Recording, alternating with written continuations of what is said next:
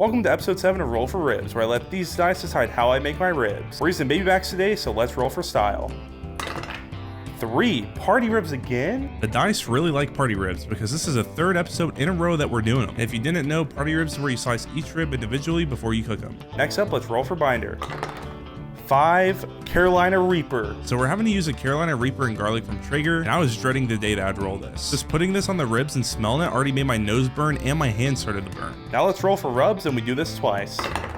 20 my choice. I think we're gonna do these nuts. All right, let's see what the second roll is. 16 smoked paprika. So we're using the D's Nuts pecan rub from Meat Church, and it has a sweet and nutty flavor. I've actually never used it on ribs before, so I'm excited to see how D's Nuts taste. Then we're using the organic smoked paprika because we're trying to be healthy. And I don't mind this roll at all because it's gonna give it such a nice color, and paprika is used in a lot of rubs anyways. And then we put the ribs on the smoker at 275 degrees. Now let's roll for spritz. 12 milk. Am I the first person in the whole entire world to use milk as a spritz? Because honestly, I feel like I'm not. And once the ribs are ready to be wrapped, I spritzed it with milk, added these nuts rub on top, and then added the smoked paprika. And finally, let's roll for sauce.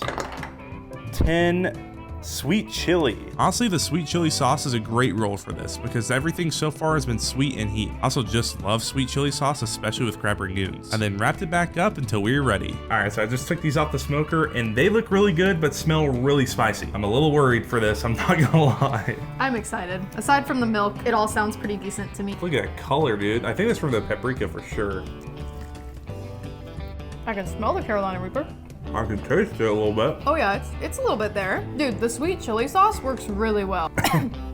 Yeah, it's got a little spice. For the binder, that's the most I've ever tasted a binder, for sure. You know, it tastes like a strong, like a really spicy pepper. It's like the right heat somehow.